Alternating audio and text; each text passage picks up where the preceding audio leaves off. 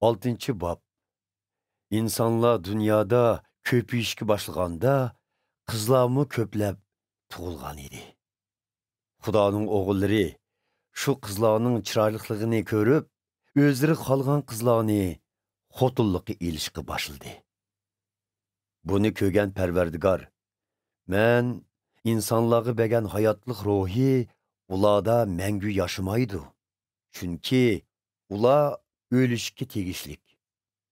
Kelgusida ularning umri 120 yoshdan oshmasin", dedi.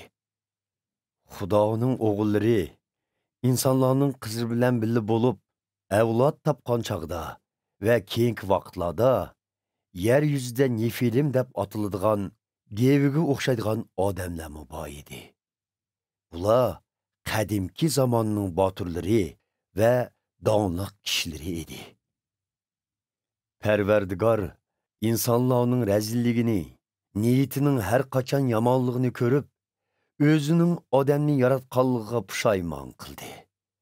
U intayin ichingan holda, "Men yaratgan insonlarni yer yuzidan yo'qtiman. Shundaqla barliq cho'ng-kichik hayvonotlar va uchar qanotlarni yo'q qilaman. Ularni yaratganligim uchun afsuslanaman", dedi. Lekin Parvardigor Nuhdan xursand edi. Nuhning ish izlari tuvandikcha. Nuhning Sam, Ham, Yopet ismli 3 o'g'li bor edi.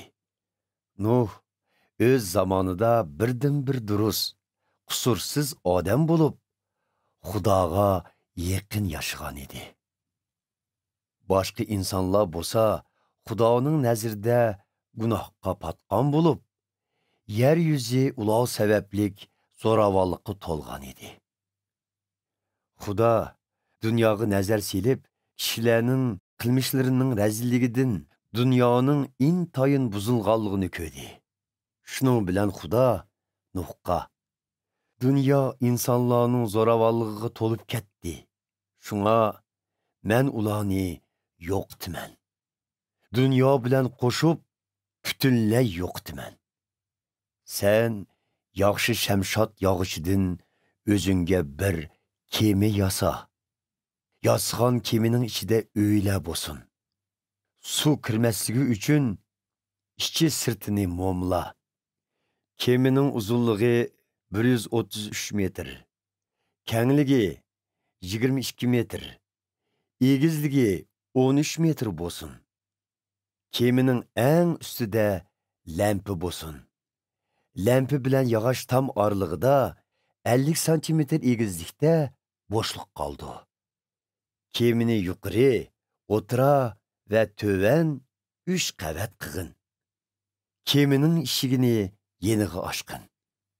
Men yer yuzini to'pon bilan g'arq qilib, osmon ostidagi butkul jonliqlarni yo'qtiman. Yer yuzidagi tiniqi borlig'i maxluqlarning hammasini yo'qtiman. Lekin sen bilan oldin bir ahd tuzay. Sen ayoling, o'g'illaring va keliningni ilib kemiga chiq. Sen yani kemiga yer yuzidagi har xil hayvonlarning har bir turining erkakchisidan bir juftini ilib, ularni saqlab qol. Har xil cho'ng-kichik hayvonotlar va ucharqanotlar saqlanib qolish uchun sening oldinga bir juftini keladi. Sen ularni kemiga kirgizgin. O'zinglar va hayvonotlar uchun har xil oziq-tuliklarni ilib ol, dedi. Nuh har bir ishda Xudo buyurgandek qildi.